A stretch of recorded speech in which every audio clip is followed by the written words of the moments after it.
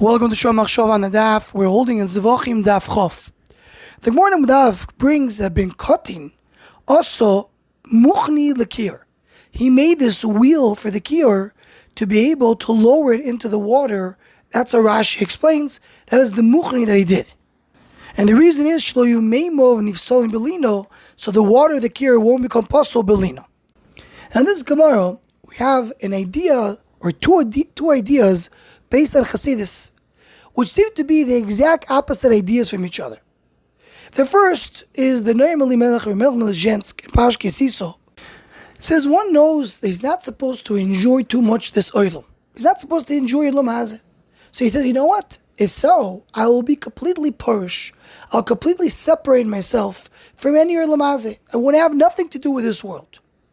So he says, no, that's not the right way of Avodas Hashem. The right way of Avodas Hashem is for a person to be in the world and to slowly be mishaber, break his taivus, his desires. Not be completely separated from the world, but being in the world and still be able to overcome his desires within being in this world. And by doing that, he will eventually get to the taklas avodo, that his whole life living in this world and eating and drinking and being part of the world will all be l'shem shamayim, l'shem kedusha. So says the Noam Elimelech, that's the remez over here. You take the kir and you put it into the water of the well. The kir resembles the water of Gashmias, of this world, and you're going and putting into the well, Mokar Mayim Chaim, into Kedusha. You want to take the Gashmias, not separate from the Gashmias, but take the Gashmias and put it into the water of Kedusha. And that's what it means, Sheloi Paslu Belino. I don't want it to become pasul. I don't want it to become wrong. I want the Gashmias to be elevated as well. So I take the water of the kir, I take the kir itself, which represents the water in this world, I put it into the Be'er Mayim Chaim, make sure there's no Psul Belina.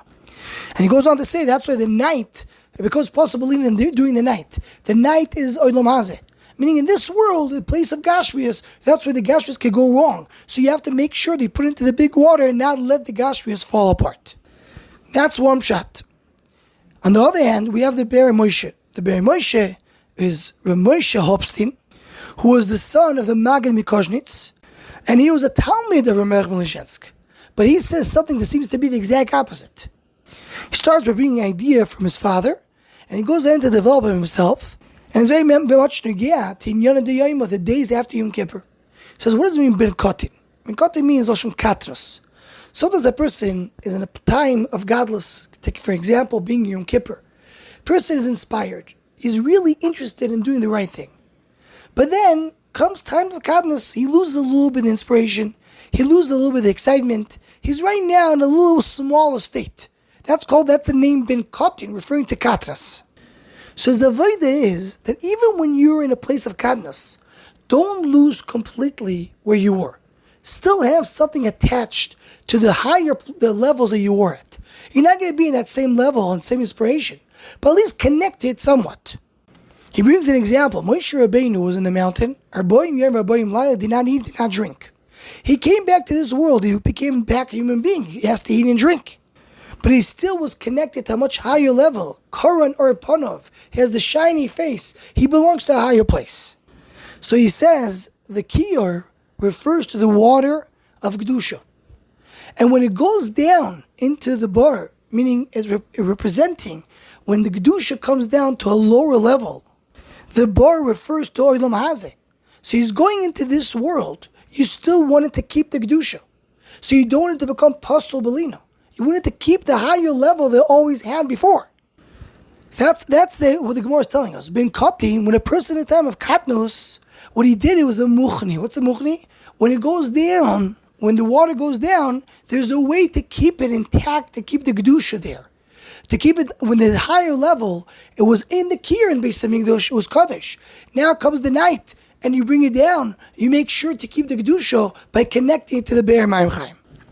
So what seems to be the exact opposite of the Noam Elimelech. The Noam Elimelech was telling us that the Meikir refers to the Gashmis.